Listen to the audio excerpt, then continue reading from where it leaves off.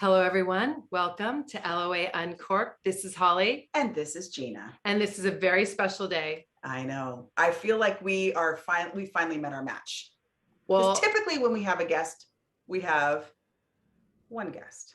We have two guests today. I know. It's a big deal. It is. I know. It's a big deal. And so today we have Kevin Schoeninger and we have Stephen Altair, and they are co-authors of the book, Raising Our Vibration, a guide to subtle energy meditation.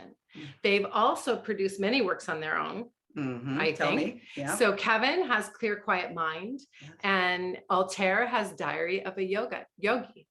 I mean, you're so close with him, you're calling him Altair now. I mean, I am, because we come from the same pod, but we can't talk about that. Okay, we would talk yet. a long time about accounting people and that we shouldn't do that. Okay, all right. I know, but I want to. Your history is, your lineage is the same. No, we have to go forward. We cannot go backward, Jeanna. I know. I hear you. I know. So onward we go. Okay. I know. Yes, please. So they also have a course that's beginning in 2022, in September 2022, on raising our vibration. Yeah. And they have a mini course, You to Me, that is on demand, which I love, that we are going to talk to them all about meditation and everything else. Everything. Welcome, Kevin and Altair. Hello. Thanks for having us. We're Joy to be here. so happy to have loving it you. already. Listen, I mean, we have been sleepless for a few days. Sleepless in Seattle. and Sleepless that's in true. Seattle. That is true. That's right. So I true. know. Never felt so close to Meg in my entire life. I till just know. now. Yeah, no, we're so thrilled to have both of you. And so, Holly has shared like a bit about both of you. And, individually and collectively, you bring a lot of subject matter expertise, skill sets, backgrounds to this conversation today. And so what we like to do in the beginning of our podcast, we don't want to take a ton of time because we really want to get to some conversation that I know is just going to be rich with information. But if we could just spend just a few minutes from each of you, a little bit about yourself. Law of Attraction and LOA Uncorked, what we've been really promoting over the last couple of years is, conscious creation as a lifestyle, right? And so if you think about it, with your vast backgrounds and what each of you have accomplished in your lives, if you could share one thing from a conscious creation standpoint that you'd like to share with our listeners that you think would be really helpful for them to know as we kind of get into this conversation. And then maybe also from each of you, a thing that you'd like to share about your partnership together, because we're all about partnerships here. I think having people in your life that are equally committed to growth, development, evolution, conscious creation, and holding accountable, I'd just be really fascinated to hear from each of you a bit about your partnership together as well. I love that, Jeanna, because that's a packed question. I mean, listen, their resumes are long. I put them to sleep perhaps already, but we'll wake them up. We'll start with Kevin and then we'll wake up Altair. I mean, I don't know, but the resumes are long, so I like that you're doing that. And we will put all of this in the notes, so you don't have to take notes. Audience, just drive and keep your. There's a wealth trip on anything. Background information, expertise from both of them. So absolutely, let's dial it in for what is the packed punch thing that you want our LOA listeners to hear from you. And I would love to hear a little bit about your partnership. I love together. that. Great. Well, great. Thank you. To start, I'll go back to 1984, and I had just enrolled in a master's program in phenomenology, which is the study of consciousness, study of how do we experience what we experience, right? So in law of attraction, you're talking about manifesting and how do you bring something into your life. That's basically, in a different language, what phenomenology is about, is how do you have any experience? What are the factors that go into any experience that comes into your life? And so if there's one thing that I learned from that has kind of been a thread through everything that I've done over the years, it's that what you experience is the result of what you focus on and how you relate to it. So at any given moment in time, an infinite number of events are happening, right? And within our bodies and in our relationships and in our world. And what we experience at any given moment is determined by what we focus on out of all of that, and how we relate to what we focus on, what we bring to it. So for instance, if you want to be healthy and you focus on your body and you bring a feeling of well-being and peace and gratitude and appreciation into your body, that facilitates your health, right? You're bringing that into being by what you focus on and how you're relating to your body. And so that's my one thing that I would like to throw out there. And then about our partnership is very interesting. And this also kind of relates to the law of attraction. Is back in fall of 2018, I had just ended a partnership with a colleague who was promoting these meditation programs that I had recorded and written. And but that partnership wasn't all that I wanted it to be. So I ended that partnership, and I went on a trip to Japan with my wife to Mount Kurama, which is a sacred mountain there. And we had wonderful experiences there. We practiced Reiki, which is a subtle energy healing technique. And so we were with a group who was doing Reiki and learning about that. And Mount Kurama is the birthplace of modern Reiki in the sense that Mikao Usui, who brought forth the Reiki system that we have now, had a spiritual experience on Mount Kurama. And he had an enlightenment experience. And he found that after that experience, he had a deep sense of his life purpose and an ability to heal through focusing on healing energy and bringing it through his hands and so on. So he then went out and had a mission to share this with others, teach this to others, to help others to tune into their energy and tune into the universal energy that is the source of all of us, and be able to bring it through in a way that's healing. So anyway, on that trip, one of my, since I had just left this partnership, one of my intentions with this trip was to open up some sort of new avenue for these meditation programs that I'd written and that I still wanted to write, to get out there. And so that was kind of my intention for going there and sitting on the mountain, being with these people. And so I came back from that trip to Japan. And the day that I get back from Japan, Stephen, or Altair, contacts me from Japan. So the day I get back in the United States, and he says, "Wow, hey, a mutual friend of ours said that we should meet." I love that. And I said, "Oh, okay." And so the person who suggested that we meet was Dr. Ruth Anderson, who is the founder of the Enlightened World Network. And she had a show where authors are interviewed on books that they had just written. And I had just written Clear, Quiet Mind, and Stephen had just written Diary of a Yogi. And she said, "Why don't you two get together and interview each other about your books?" And so we both read each other's books, which was amazing in itself, because we found that, I mean, we were both the same age. So we're both 60 now. And we had a remarkable similarity in the history of what we had studied and what we had practiced, and our dedication to spiritual practice and meditation.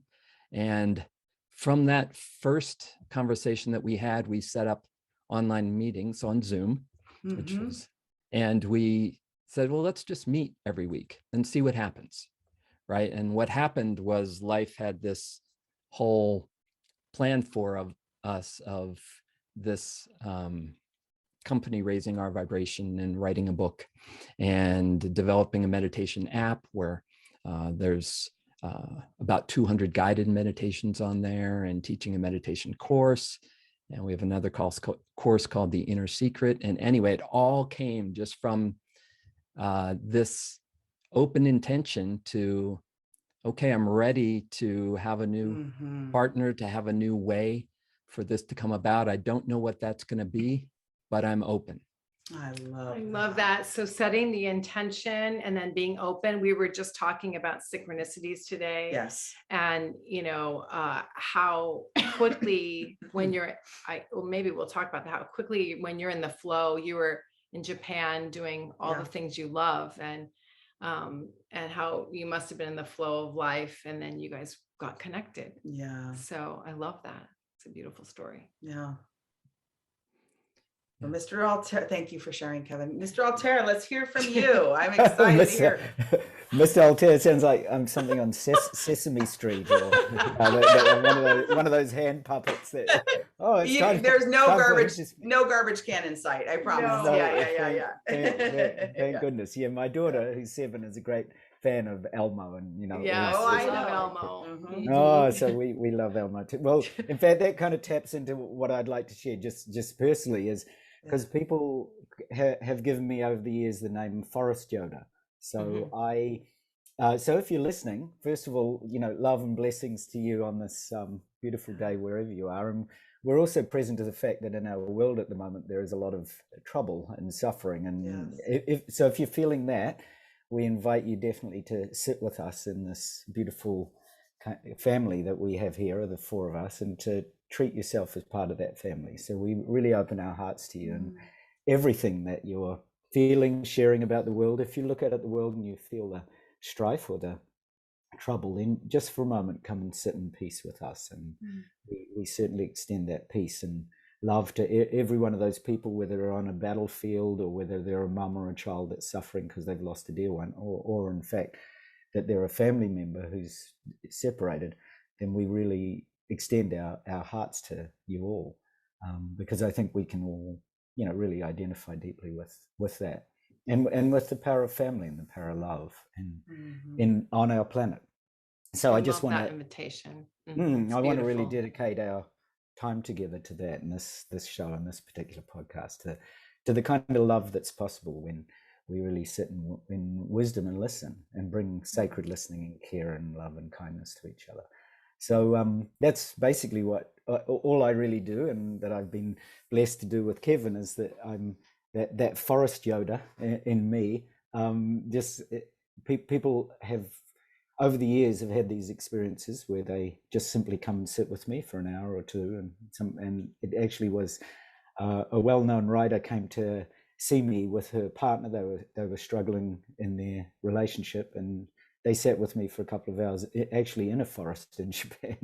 And when they emerged, everything was changed. Their entire life was changed. And so she actually dubbed me Forest Yoda many years ago. I see. So Nice.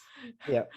So that really, if I was to offer anything, just as Kevin did so beautifully, I'd just say that, wherever you are and wherever you're listening, that you have a particular view and a perspective that you have of what's happening, of anything, your life, your relationships, your money, your health, and so on. So it's really crucial that your view, that you actually know what your view is, and your view, and that you're open, that you just have this one simple quality of openness to whatever is natural and effortless for you, and that you know that you're never ever separate from that.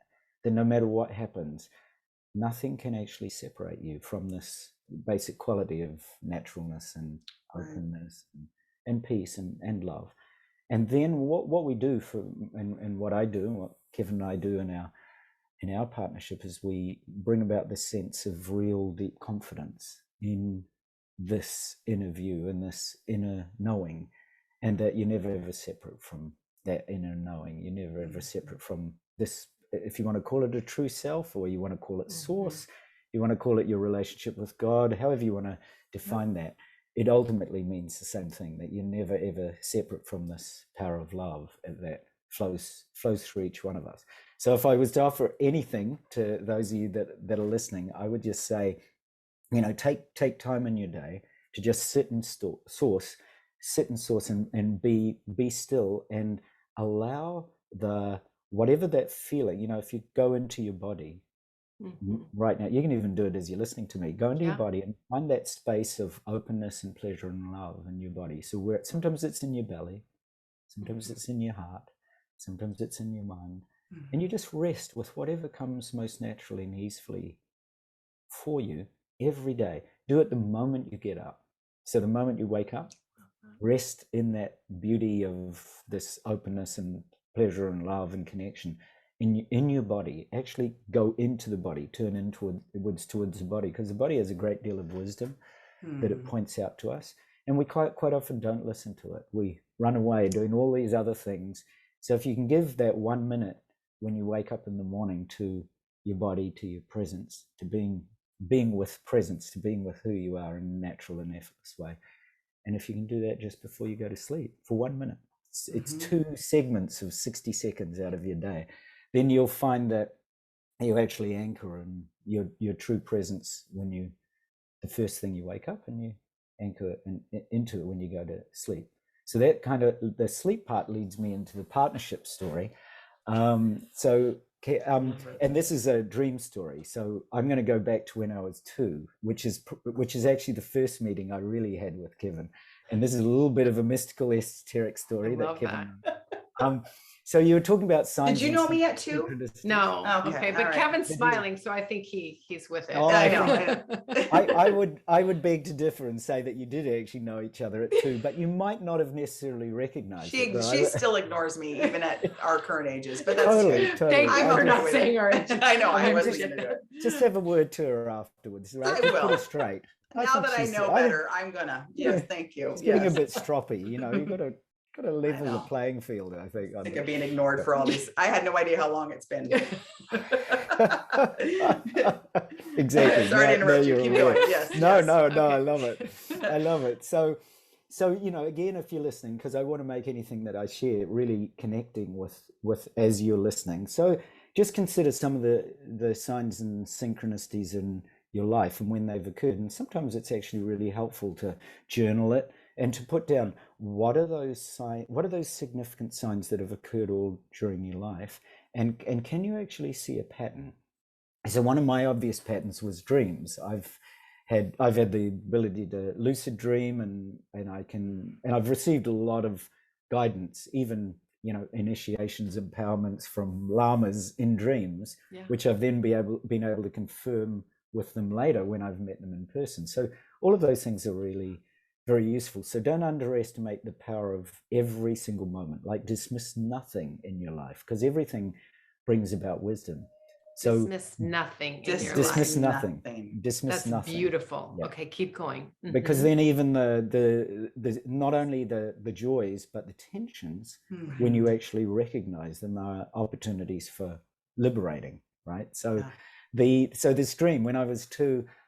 So this dream has been the subject of lots of books and interviews and all sorts of other wonderful things. So that's a blessing in itself. And in the dream, so I was only 2, and I had this recurring dream. So people might say, you can't remember something when you're 2, but actually I had exactly the same dream every single night for an entire year, from when I was 2 until I was 3. And in the dream, I was walking across a bridge or a pathway or something towards a monastery, so I could see it very clearly at the age of 2. I mean, I didn't call it a monastery just then. I called it an enclosure or building, and I was with a companion, and suddenly both of us were hit from behind by some kind of explosion or something that obviously hurt, because in the dream I can remember falling. I was terrified, and I couldn't figure out what happened to my companion.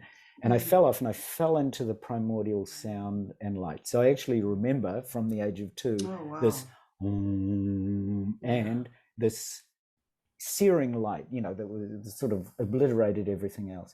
Now, I discovered some years later that was actually because so first of all, just to continue that, my parents thought I was epileptic, so they took me to lots of hospitals. I underwent loads of tests I always said to people, oh, this was my first introduction to neuroscience, because I was jabbed and poked and my brain investigated, and they couldn't find anything.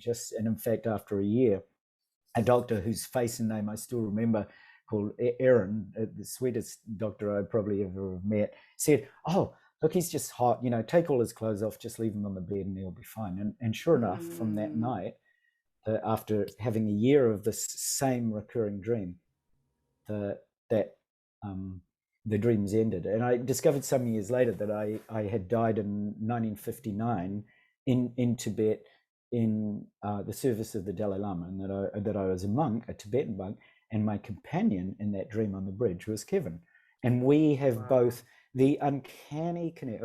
Yeah, I might shed a tear if I'm not careful.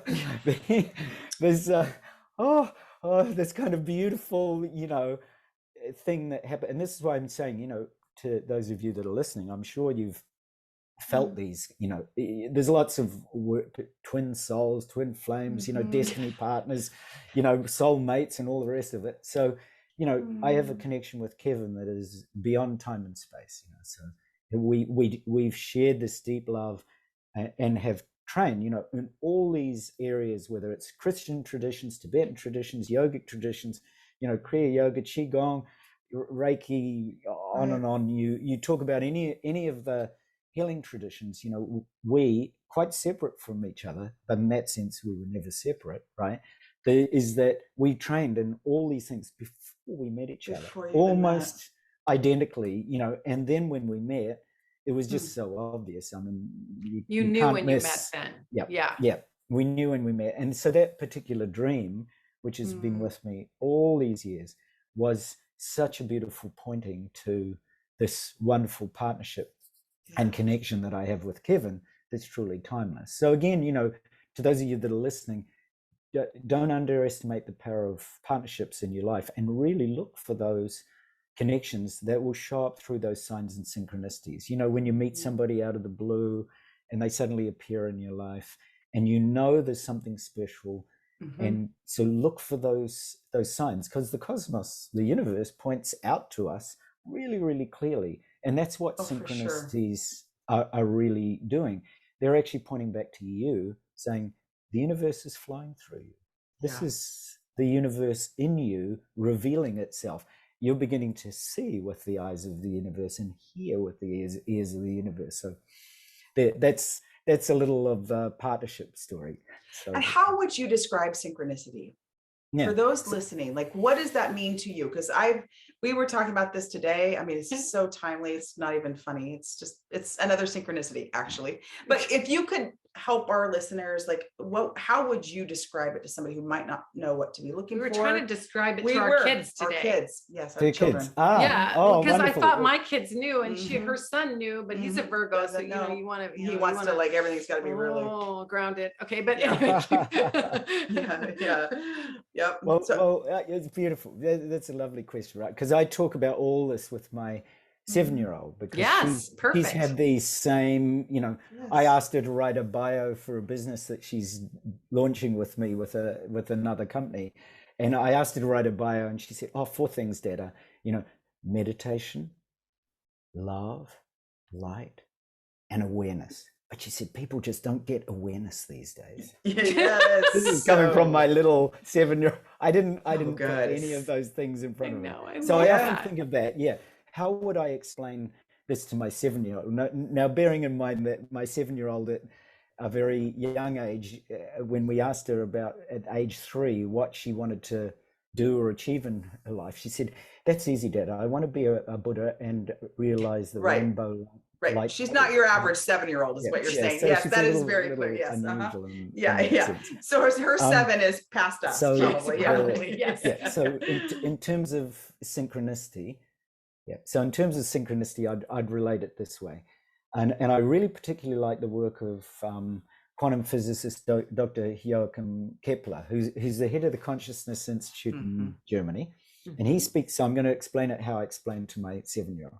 So there's a 0-point field, right? A quantum field, which in Mingyur Rinpoche's words, whom I've studied with for quite some time, he says is the infinite potential of everything.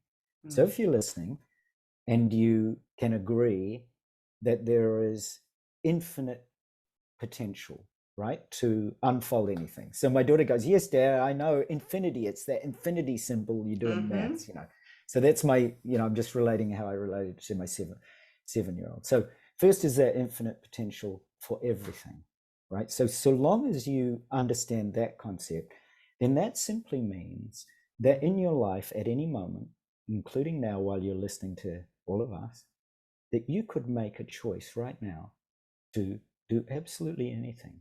You could literally choose today, no matter what you're doing, to actually stop. Let's take a job, to actually stop your job right now, to ring up your boss or say to your boss, please don't do this, but just as an example, say to your boss, hey, look, I've had a change of life. I've been listening to this podcast by these wonderful people. And guess what? I'm going to change my life. I'm going to become a quantum physicist, right?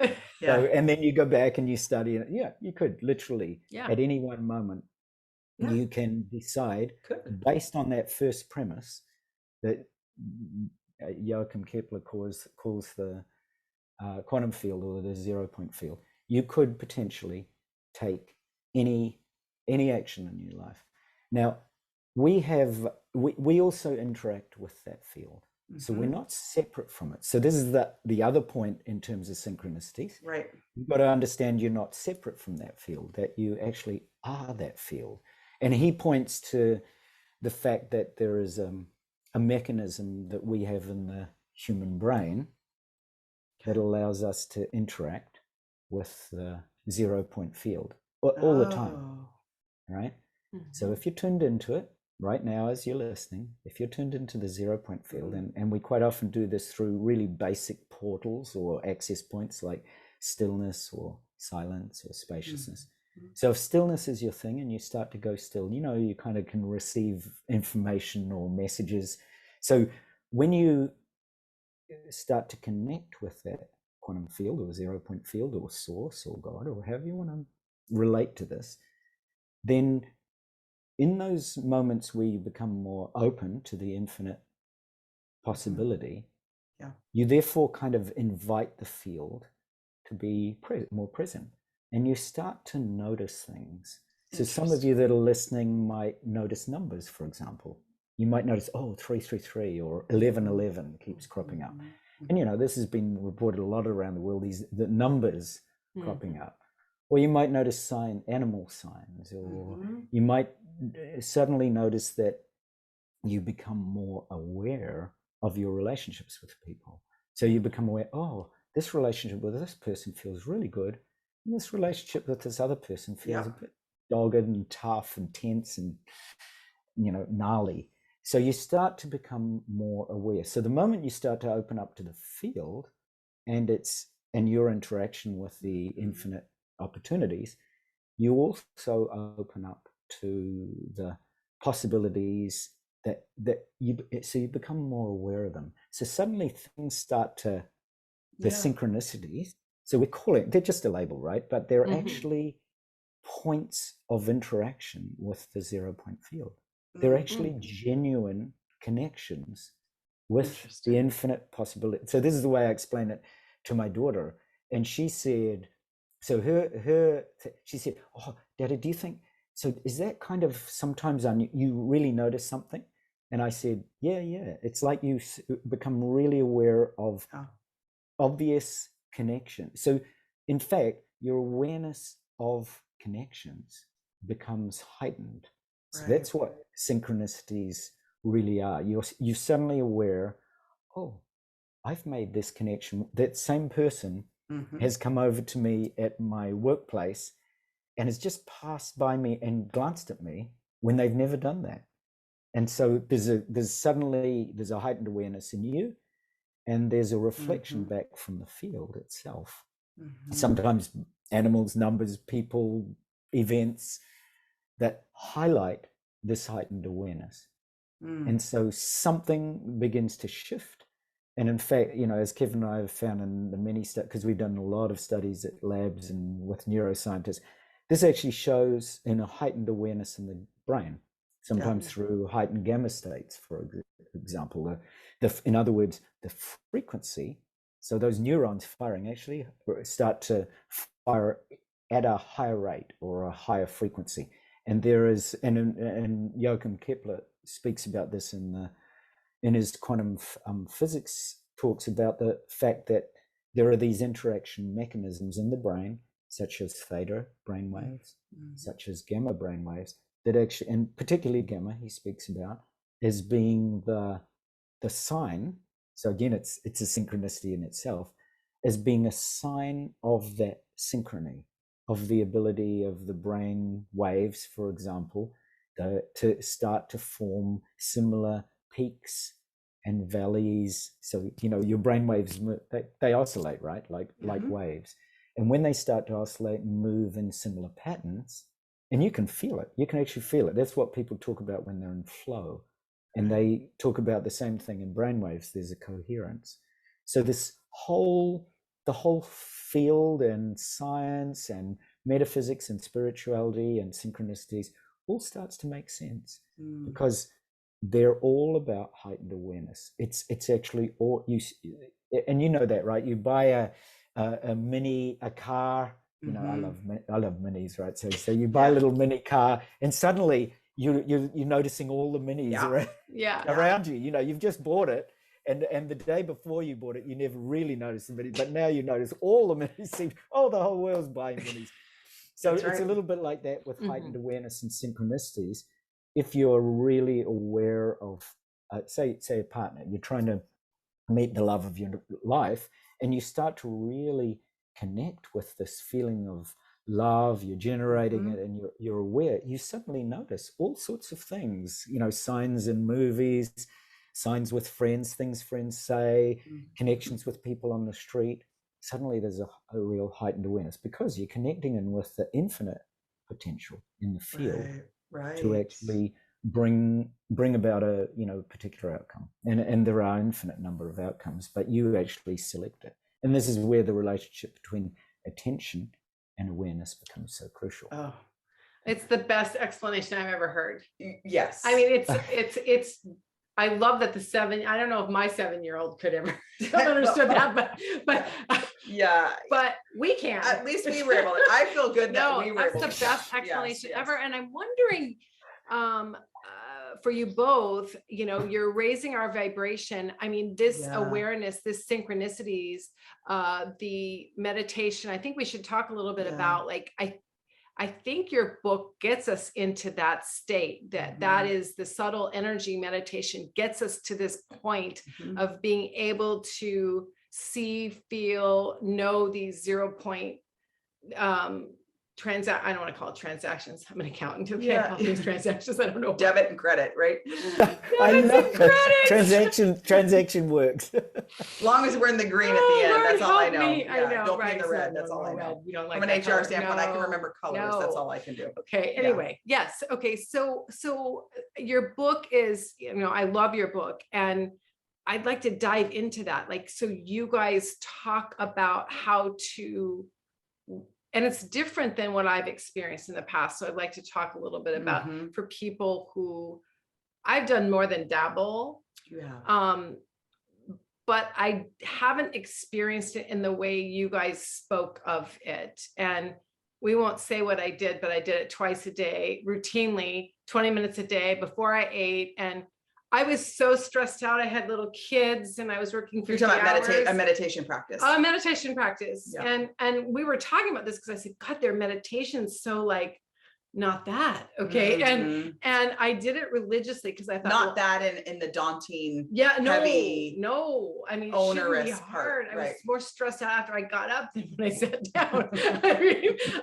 I mean, and I did it for a year. Okay. Like, I don't like to half-ass things. Okay. So I said, I'm going to try this twice a day. I'm going to elevate my awareness. I'm going to, I'm going to do it. And, you know, I mean, all that's just wrong. I mean, it can't be good. Okay. And, but the level of commitment was there. And I think, you know, that's maybe, I don't know if that's extreme, but it was an extreme for my point in my life with little children and a job.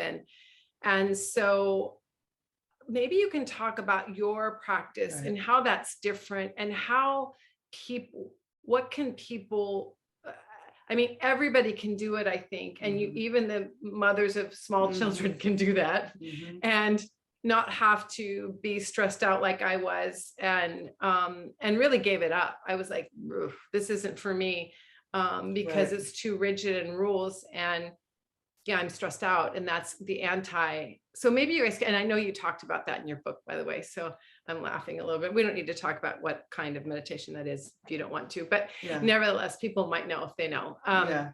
But I appreciate what you guys kind of touched on that. So that was a lot, and that was a whole lot of yeah. But I think, you know, what we've been talking about quite a bit on the podcast is, you know, all of these practices and principles that we're talking about, whether it's law of attraction, whether it's, you know, mindfulness, whether it's, you know, calling in angels or guides, and, you know, starting that dialogue, you know, the give and take with the universe, it shouldn't be difficult.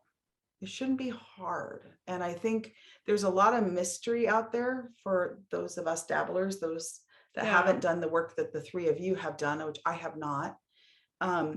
There's some intimidation factor about integrating some of these things into your life to create this level of connectedness and awareness that I think turns a lot of people off to really doing some of this work. And I think at the heart of your question is kind of talk about your philosophy about those sorts of things, you know, what you feel like for people really interested in becoming more present and creating a conscious life, and really a badass life is badassery life. Like, what are the fundamentals for you? And I think it starts with quietness and meditation, right? You've got the steps. And I feel like it should be a dance of joy with the universe. Like it should be something like that, and not an onerous thing. And I think you guys outlined that well. So I'll let you guys talk now. All right, well, I'll say a few things on that. So, yeah, great. For one, a lot of people have an idea about meditation that it's this, you're sitting down and trying to quiet your mind. Yes. Well, if that's your idea of meditation, number one, it's not going to work. And number two, you're going to be very frustrated and hate meditation. So we start very simply with two foundational ideas, practices. One is interoception, which is very simply tuning into your inner felt sensations. So you're tuning into your body right here, right now.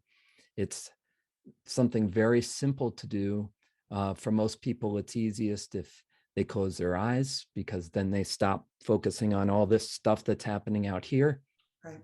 And when you close your eyes, you can just tune into very simple sensations in your body. Just what do you feel in your body? So it's not that you have to try to produce an experience or try to stop your mind. You're actually engaging your mind, your attention, in just paying attention to what's happening here, right? You're just tuning in and you're saying, okay, and that's how we start every meditation, just closing our eyes and just checking in with, how do you feel right now? What do you sense in your body? And whatever it is. And so you may feel, oh, it's a relief just to close my eyes and take a break. Or you may feel, oh, my mind is going 1,000,000 miles an hour.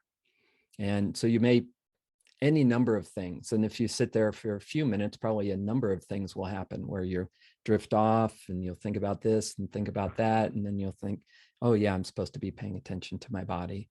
And so the second skill after interoception is mindfulness, which we describe as paying attention on purpose in the present moment, especially this non-judgmentally, right? Have a sense of curiosity, a sense of wonder, a sense of kindness, sense of self-compassion towards whatever's happening here. So you don't have to try to stop what's happening here. You don't have to try to stop your mind from thinking. You're just taking a moment to notice what's happening here. You feel it. And the felt sense is very important, because as you start to feel inner sensations, that activates a different part of your brain than your thinking mind. So the felt sensation happens right in the center of your brain. So the cortex around the outside of your brain, that's where That's where your thinking is engaged from. But when you sense, when you feel and sense, you're activating this deep core of your brain. And in the deep core of your brain, in that sensory awareness, there's no thoughts. So it's not that you've tried to stop thinking, you've just taken your attention to sensing and feeling. Oh my God, that's so good.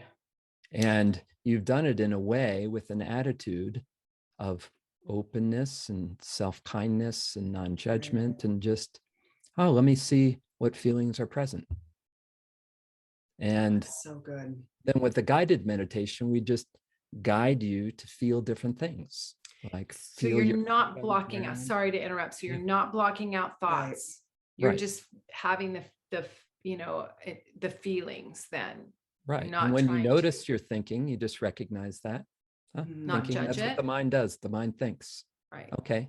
And then you let that go and you come back to the sensations. And is the interoception, is that, I mean, that really works, Jeanna. I'm just telling you, you tell your body to calm down, like it, and feel it. It really works. And is that to prepare you for the mindfulness? Does it prepare the brain? Is that what's happening? So you can't skip straight to mindfulness? I'm trying to skip the rules. Well, they go hand in hand, because Yes. if you think of mindfulness as paying attention on purpose, what we're paying attention to on purpose is these inner felt sensations. Yeah. Gotcha. Right. So they go together. Yeah. Okay. Right? Interoception and mindfulness work together to activate a different part of your brain. Right. Perfect. And a different attitude toward your experience. We talked before, just this attitude of openness. Right. Of non-judgment, of curiosity, of wonder, and of feeling it. And, I'm sure you've had many people on who have talked about, the basics of law of attraction, and it's all about putting yourself in this felt state that is in alignment with what you want. Right. That's a very conscious, intentional practice that's based on interoception. Yes. Yeah. And mindfulness, the ability to place your attention on the felt sense and just allow the feelings to be present with them. And as you do that, you start to feel, maybe you feel some aches and pains in your body, or maybe you start to feel your breathing. As you start to tune into these sensations, feel your breathing, you notice that your mind just starts to quiet down in the background. So thoughts may be happening, but they're kind of in the background, in the periphery, because what you're bringing into the foreground is this felt sensory awareness. Feeling your feet on the ground, feeling your breathing, relaxing your hands, and just starting to tune into that pure sensory awareness. And as you do that, the mind just naturally quiets down. And as you do that, there's just as the sense of openness and acceptance is very peaceful.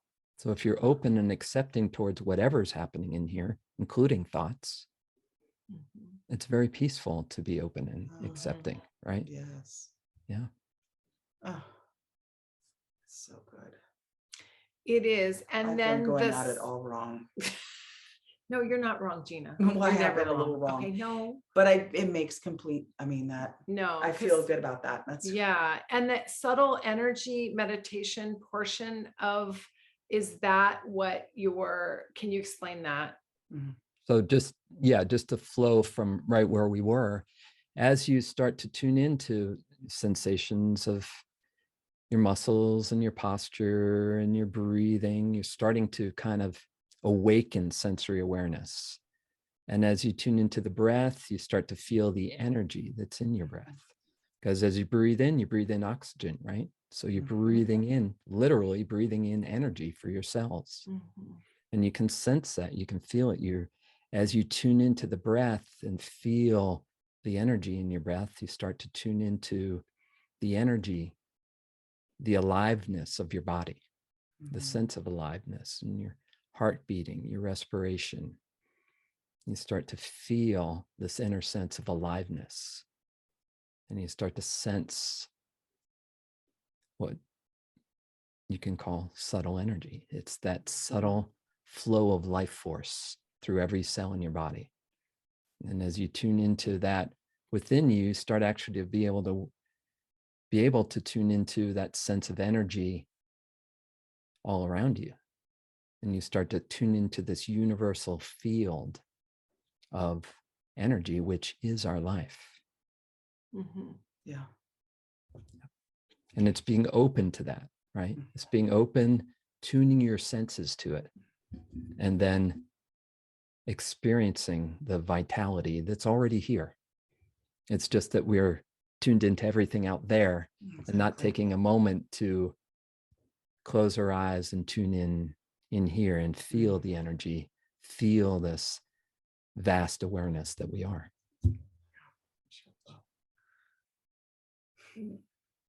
You know, I feel like in this day and age when we have children and teenagers, and particularly since the pandemic seems to be have just off the charts anxiety, and it feels like this method of connection and meditation and would be so very important for younger people to understand and know. I think most of the meditation that I've come across was really like the let your thoughts, it's really not from a feeling. And, you can feel it just with Kevin talking, you can feel, already that, well, it's so interesting. And Holly and I have been talking, sorry to interrupt you, but we've been talking quite a bit about, I think, and this is just for myself, and we've had this conversation for me in particular, is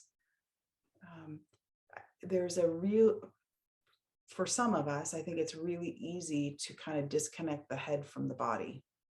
And there's this huge disconnection between, and I think it's out of survival to keep up with what's all out there, and we're all trying to keep up with. Because if you actually were to feel things, you should slow down, and you should probably take stock and do some work inside in the body. So I just found that we're having this conversation last week about how important that is, and that this process really connects the head to the body in a way that is, I think, really missing from many people, myself included. So, and just even listening to you just now, like I can feel things in my body that I wouldn't have paid any attention to, honestly. Yeah. So that's awesome.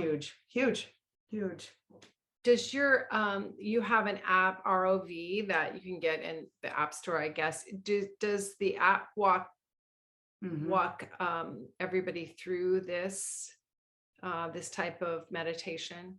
Yeah. So the app, it's ROV meditation. That's the name of it. And yeah, we have meditations all the way from 4 or 5 minutes long, all the way up to 60 minutes long. So all in between, and also in all different categories, depending on what's most important to somebody to focus on in their life, whether it's health or relationships or abundance or spiritual connection, inner peace, mindfulness, insight. So but all of them begin with this basis of interoception and mindfulness, right? And all of them begin with a series of basic cues that we guide people into awakening this inner sensory awareness and starting to tune in to this piece that's always available. We're just not attending to it.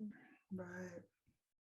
So what can people expect in this instant gratification? Give me a elixir and make me feel that way, right? Some people do that, by the way. Oh, I know. So in this instant gratification, you start this process. Let's say we have people that have really never committed to it. What should they look forward to? Stephen, do you want to? I've been talking for a while. Do you want to talk? You can give to it. Yeah, you can tell Stephen was excited about this one. Yeah. I love it whenever anybody. Well, actually, if you go back to your one of your original questions, like that it shouldn't be hard, right? So that's one of the things that people can expect, is actually that they find their dance of joy, just as you were speaking to, that they actually find their most natural and easeful place. We really encourage people, especially a lot of people come using headsets and wanting to study their brains, or HRV, wanting to look at their hearts. We really encourage them to actually look for their natural signature, a little bit like a piece of music, that you want to find the song that's easiest for you to sing. So one of the things that people can find when they come into working with us is they'll find that dance of joy. They'll find that most natural, easeful, and effortless place. Now, and we also encourage, but you mentioned about angels and so on, and I have the good fortune in my life to have connections with angels. So I've given a lot of help to people who are trying to connect to their angelic presence, or whatever it happens to be. Because if you're listening and that's your natural place to be, then you're going to find it. And you're especially going to find it when you don't try, right? When we try, and this is one of the things that Kevin and I speak about a lot. When you try, you bring your attention into a really focused place that you conceptually think is where you're going to find your answers. And it's totally structured around all your belief systems, around your identity, and around your values. It's a judgment-based system, and it's narrow. So we encourage people to literally not to try, to literally have that dance of joy, that effortless openness to practice. And we do encourage practice. So if you look, for example, take a simple thing like going to the movies, right? All of you listening, I'm sure, can relate to going along, sitting in front of your favorite movie and being so absorbed in it that you forget about the world for a couple of hours, right? And you give that 2 hours to your movie without thinking about it. Right? And it's, of course, it's out there. But what if you were to suddenly discover that you have an inner movie that is going on all the time that you've never been aware of? And in fact, you have tickets to all the time, but you've never bothered to turn up. Now, what about if that secret inner movie, which is what one of our courses does, the inner secret, is actually available and present all the time? This infinite opportunity, or this infinite potential of your being, has always been there, but you've never ever paid attention to it. Now, so the 3 hours that you spend at the movie, or 2 or 3 hours, if you were to give even that once to sitting and finding out about this inner world, non-judgmentally and curiously, just as Kevin said, then you might find something extraordinarily different. So in a sense, that's what we're encouraging you to do, is to come on an adventure with us and explore what your dance of joy is through a variety of different practices that we've drawn from ancient traditions across the board. So I've been trained in the Christian mystical traditions and the yogic traditions and the ancient Tibetan practices, just as Kevin has, in a way that helps us to distill the very essence of all those things that make those practices so natural, and help people to explore them through our course and find their dance of joy and find what's most natural and effortless. So just as Kevin said, if I was to say some of the real simple basic things that you could either expect or find, or that are really important to, and that you can unfold right now, one is relaxation. If you listen to lots of ancient masters, they will say many times the key to really good meditating is relaxing.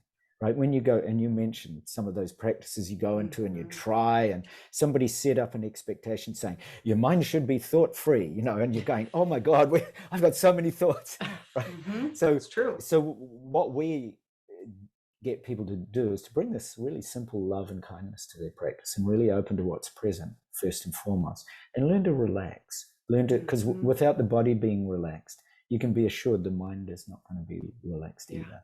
So relaxation is really crucial, and to adopt a childlike kind of view of things. And you can do this with me right now, right? So there's bound to be a time in your life that you can remember right now, either child, teenager, or even adult years, when you had this space or place of absolute peace that you can just remember? Oh, it was out sitting in a creek with my friends, you know, just dabbling my feet in the water, or lying out under nature, lying out in nature under a beautiful open sky, right, where it's really peaceful. And Kevin's got a beautiful experience about this that he had in the desert, where he was out there in nature and could touch that essence that there's no boundaries, right? There's no edges to that.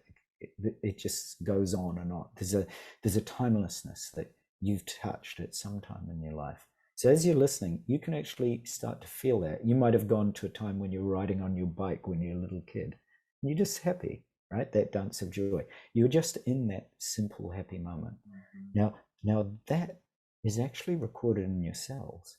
Even as you're listening to me, you can remember that time, and you can start to awaken it, and you start to realize that exactly what Kevin was saying, this interoception, where you start to recognize and turn inwards and touch the felt sense. The key is the felt sensations. Initially, the images come, or how some people see, some hear, some feel, but it's that felt sense in your body that is a real cue, because that's simple, right? The felt sense is really super simple. We can all relate to the felt sense. And then, just as we encourage in our course, then we ask you to consciously check in through your day to those moments. So come back again and again and again to being really consciously aware, to relax. So you can do it right now, just a simple breath. Try a breath where you breathe in for a count of 4, like this, breathing in 1, 2, 3, 4. Pause a second, and when you exhale longer, like maybe a count of 6, so that you activate the vagus nerve. So breathe out. You can even sigh. 2, 3, 4, 5, 6. Now that long breath out activates the vagus nerve, or the parasympathetic nervous system, to help you to deeply relax and feel at peace. So that real deep peace that you're feeling now from just one simple long exhalation. And we you know, and again, this is just speaking to what's natural and effortless, right? We do that when we're kind of feeling a bit penned up during the day, and we go you know, and suddenly you feel, oh gosh, that feels better. Now consider that you're actually doing something again that's natural, that is a dance of joy, that your body's saying to you, it's sharing wisdom with you all the time, that you're just simply not aware of. And so the key here is just be aware. And then you can bring it into, you know, all the moments of your day. When I study with both the Dalai Lama and Tenzin Wangyal Rinpoche, they always said, don't try. Trying is the obstacle. And, you know, after a while you get it, you go, oh, okay, just relax. Don't try. And, you know, if you're listening, you've got this, right? You're already there. There's nowhere you have to go. You've already got this right here and now. You've got this in this incredible vehicle that we call a human body. You've got all the wisdom that you need. The perfect technology is not in the headset, nor is it in anywhere. It's actually in you. So that perfect technology is actually your body, your brain, your heart, and your belly, and getting to know how they work. And then you can do really simple things. I remember when I studied with Tenzin Wangyal Rinpoche, and we asked him on a retreat, we said, what was your stickiest moment? He said, oh, actually doing the dishes, right? Because his wife had a particular way that, you know, and here's a famous Lama, his wife said, no, you got to do the dishes. If the dishes are not done when you wake up in the morning, then I'm going to be a little bit grumpy, right? So I'm sure we can all relate to a sticky time in our life, or our day-to-day, right? Something we just don't enjoy. But what about if you brought a little bit more awareness to that particular moment? So now I'm bringing the sense of relaxation and peace and this childlike freshness of every moment. What if you brought that to, say, so I'll give you the example of the dishes. So when I do the dishes, I imagine that, you know, depending on where you're from, that I'm cleaning the cups or the saucers for the Buddha. or for Christ, or Muhammad, or Magdalene, or for Yeshe Tsogyal, or for some famous, Buddhist yogini like Tara, but I'm actually cleaning it for her. And then you notice, it's so simple. I can do this just for, even if you just bring a minute of awareness to something that's a little bit uncomfortable for you, like doing whatever it happens to be. So in my case, my wife loves the dishes done a certain way, so I have to always do them that way. And in the beginning I was like, oh, why do I've got to do them that way. But then I thought, of course I can wash them. I practice seeing her as Kanon, who's the goddess of compassion in Japan. So I say, oh, well, I'm doing these for the goddess of compassion. So I'll just easefully, patiently, kindly, Yes. And my daughter always remarks, she says, Dada, I know how you're doing the dishes. You're doing the dishes for Kanon, aren't you? I said, yeah. Sorry, yes, I've been found out. I've been doing them. So I'm just saying there are really simple ways we can be the dance of joy just by simply bringing awareness in a simple childlike way, filled with the possibilities of freshness, which goes back to synchronicities and the infinite point, the 0 point field or the infinite potential of the field. You can do that right now while you're listening. You can consider this moment, no matter how much trouble is in your life, you can consider this very moment filled with presence and an opportunity, simply by bringing your attention right to this very moment. Love that. Oh my gosh. I mean, it's intention setting the way you do your dishes, right? Like you're saying intention to do it for the most important person and in the most beautiful way. I love that. I love it. I do love that. Now, I wasn't doing it for royalty or anything like that, but I used to hate to fold laundry. And I was like, laundry's, when you have little kids, it was a lot. Okay. And I remember I switched it because I thought, why would I fold laundry being annoyed about the laundry? And why would I put clothes with that energy on your children? And I switched it, and I thought, okay, well, I'm going to do something fun while I'm doing the laundry. And I created that change. And of course, like, we're not coming to your house and having dinner if you're angry. We will not eat your food. We won't eat your food. We will not eat it. Okay. We may come, but we won't. Yeah, we'll just drink. We'll just drink. Okay. That'll be better. Okay. Yeah. In some ways, but not. But I love that, like that intention, that beautiful attention to the task and elevating it to such a beautiful thing instead of being annoyed is, and we don't even, it's just a wonderful takeaway too. Yeah. I love that. Yeah, I kind of, and I know we're probably running short on time. So just, but I wanted to come back because, Stephen, you started the conversation today talking about, your intention when you went on your trip to Japan, and the intention to find a new partner and, your intention for your trip. We talked quite a bit about that on the podcast as well. And so I'm kind of curious, like, Kevin, like what your process is for that, for intention setting, like for big events, small events, anything that you want to be meaningful.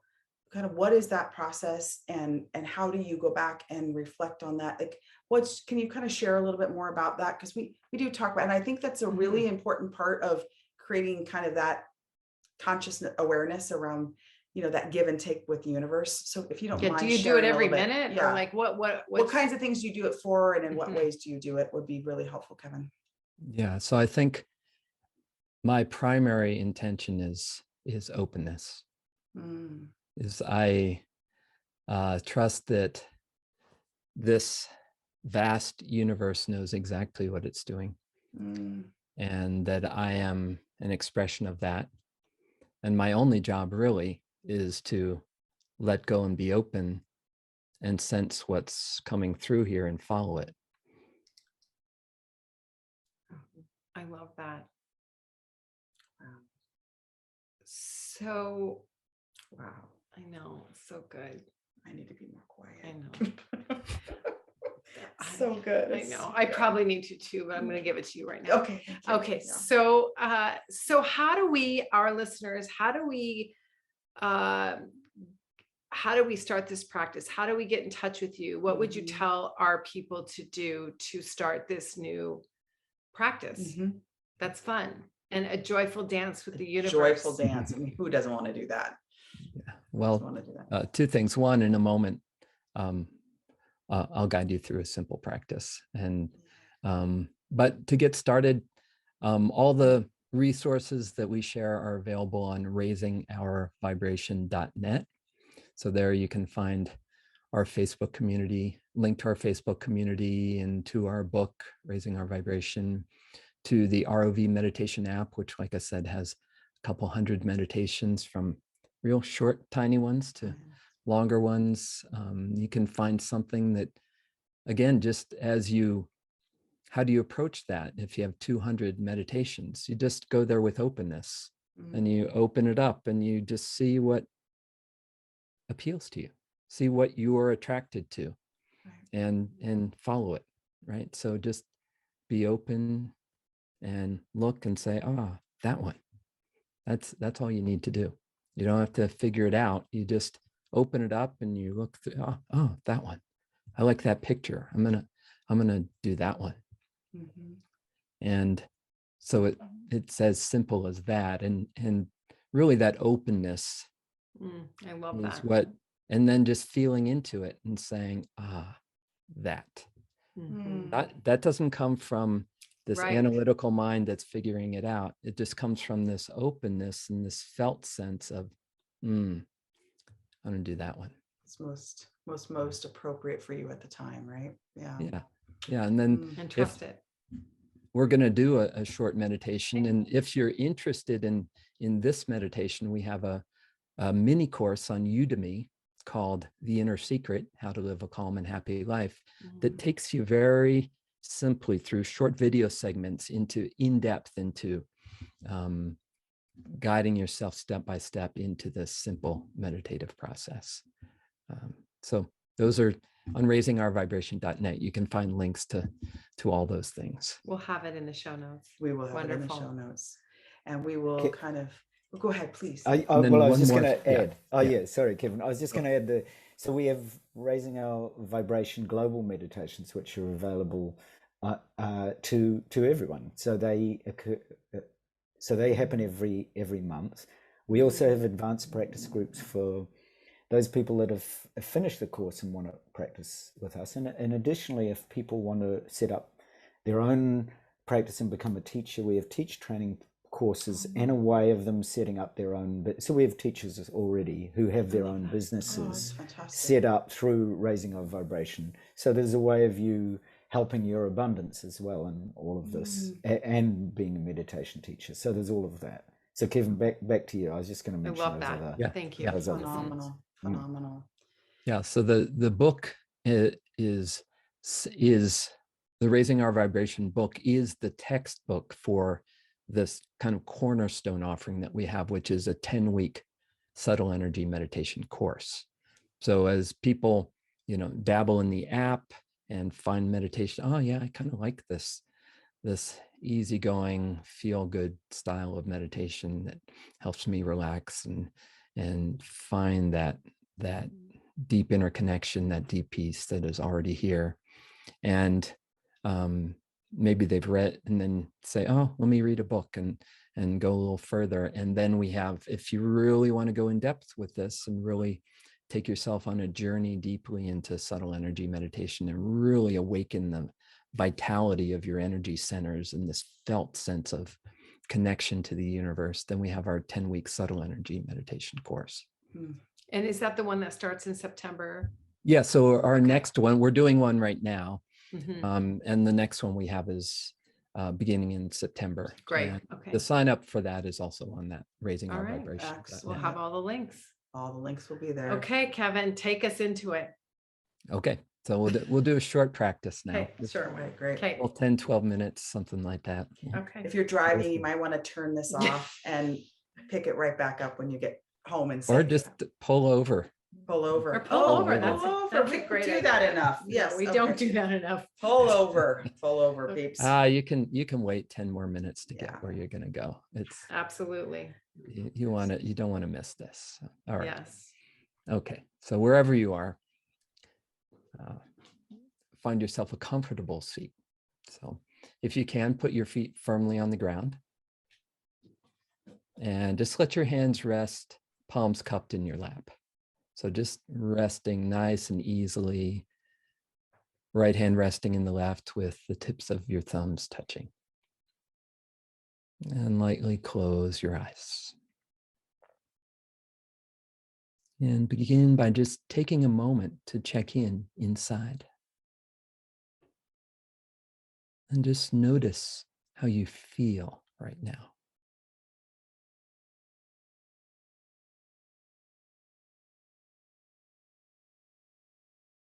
If you could sum up this feeling in a word, a phrase, or an image, what would that be right now?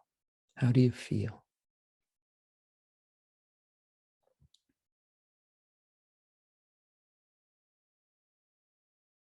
And however you feel is just fine.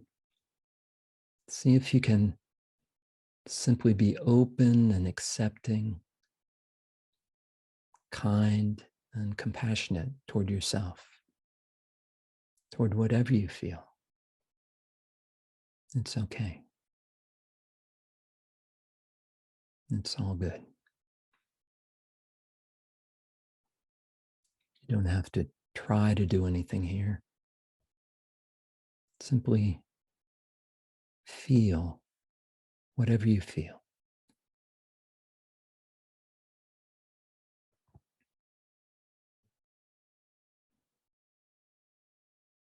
Now focus down into the soles of your feet and feel the sensations of contact with the ground underneath you.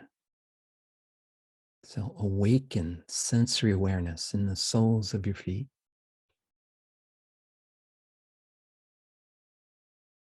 And feel the grounding presence of the earth underneath you. Soften and relax your feet and toes as if they're melting deep down into the earth.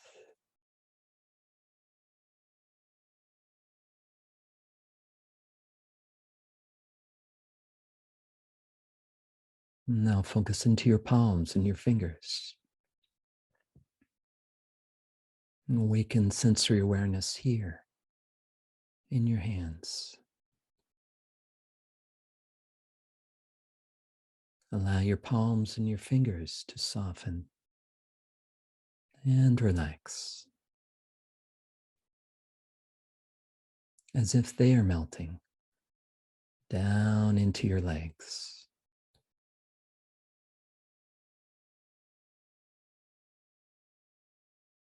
And as your hands relax, soften and open, allow your arms and shoulders to relax down, releasing any tension in your shoulders and your neck.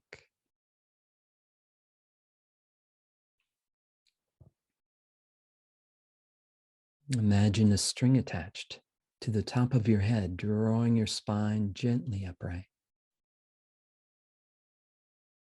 giving you a feeling of awakened clarity, of vertical spaciousness up through your spine, up through the core of your body, through to the top of your head. Notice how you feel as you sit nicely upright. You feel more intentional, more awake.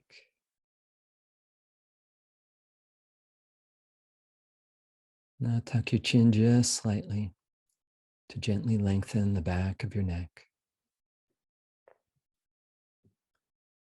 And place your tongue on the roof of your mouth with the tip of your tongue touching your gum line behind your upper front teeth. Soften and relax your tongue.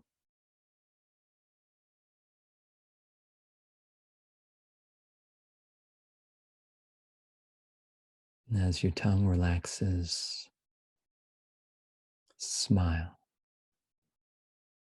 A subtle smile of calm happiness, of appreciation and gratitude for this moment right now, to let go, relax.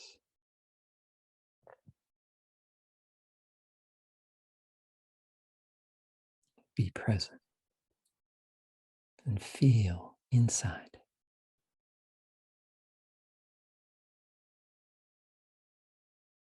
Allow this feeling of smiling to relax your jaw.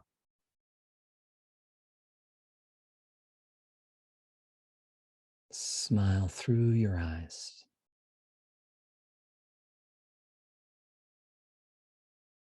And release any tension from your eyebrows and your forehead.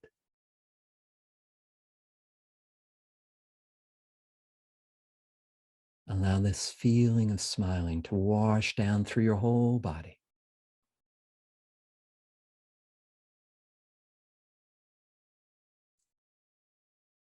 Creating a relaxed, positive, nurturing inner environment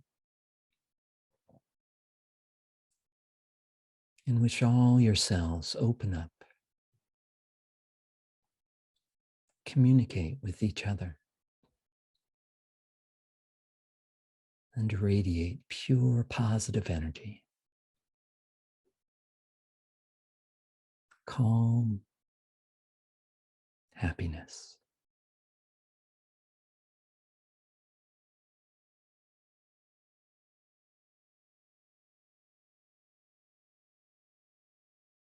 And now focus into your lower abdomen and become aware of the sensations of breathing here. As you breathe in, feel the gentle expansion of your abdomen. And as you breathe out, feel the easeful relaxation inward.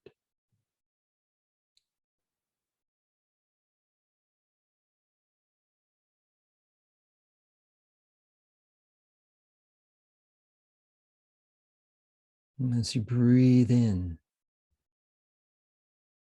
feel that you're breathing in calm. Breathing in a felt sense of calm. And as you breathe out happiness to every cell.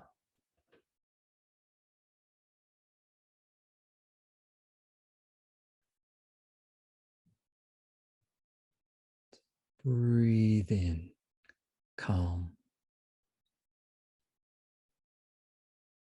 And breathe out happiness to every cell.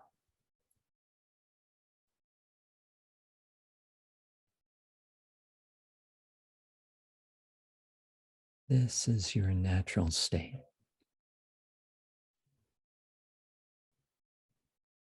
Your natural relaxed state. Breathing in calm.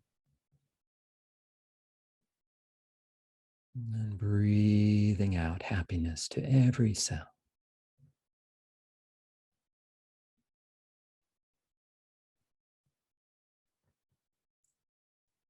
It feels good.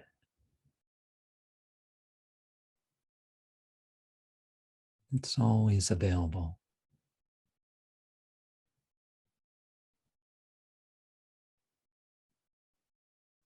This natural, calm happiness of being here and now.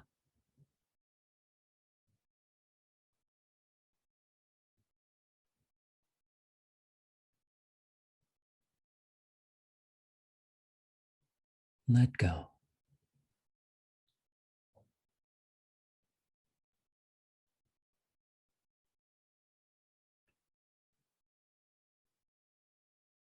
And rest in calm happiness.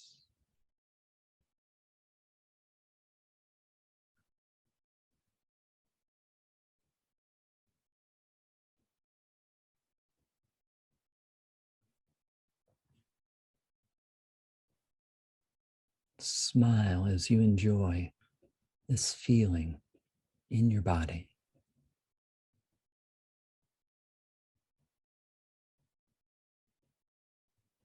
Record this feeling of calm happiness in every cell, so you remember it. Bring it with you. Share it with others.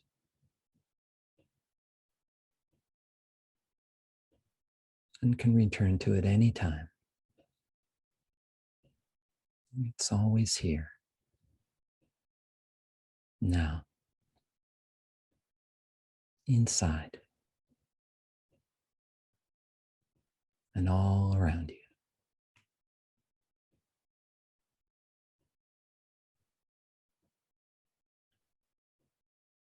You're simply bringing your attention to it. Now,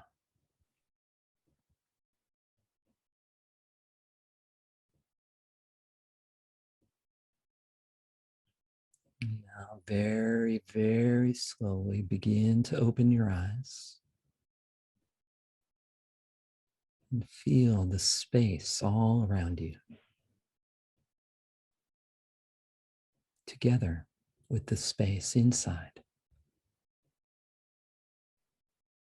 One space of calm happiness.